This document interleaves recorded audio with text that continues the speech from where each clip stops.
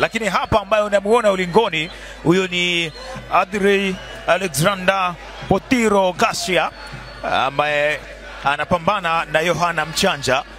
Acha tuone kile ambacho kinatokea. Je, atapeperusha vema bendera ya Venezuela au Yohana Mchanja atamuonesha kwamba kwa nini anaitwa computer body punch, lakini ni kama hazijafika vizuri. Na mpaka hapa tunavyozungumza Yohana Mchanja anasifika zaidi kwa spidi yake, speed ya mikono, lakini pia ukitaja miongoni mwa body punchers pia ambao ni wazuri kwenye ngumi zetu, Mchanja pia ni miongoni mwao. Yaani utamtaja kina Nasib Ramadhani, kina Kidunda, kina Fadhili Majia, huyu kijana ni miongoni mwao pia. Ni moja kati ya mabondia ambao pia wana uwezo mkubwa wa kuchambua tumbo la mpinzani. Yohana Mchanja sahihi computer. Na hapa kitu ambacho anakifanya ndio kama vile ambao tumemzoea, na leo akiwa aggressive zaidi. Imetafutwa bavu ya chini. Nimesema moja kati ya body punchers bora kwenye ngumi zetu, Yohana Mchanja.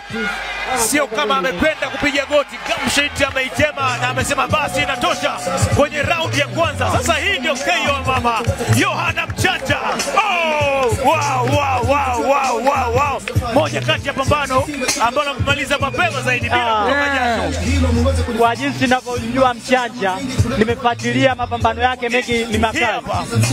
Angalia. Hapa chembe. Tafuta hapo chembe.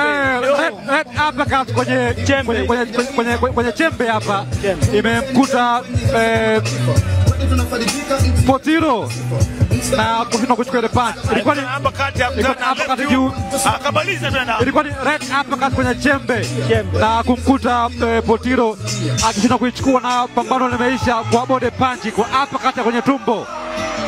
Moja kati ya body punchers bora kwenye business kwa sasa katika nchi yetu, Yohana Mchanja. Haya, matokeo ni kama ifuatavyo. Ilikuwa ni katika raundi ya kwanza, zikiwa zimetumika dakika 2 na sekunde 53. Mtu akasikia kitu ikabidi akae chini. Kwa mantiki hiyo, hii ni knockout na mshindi wenu ni kutokea red corner, Mchanja Computer Yohana.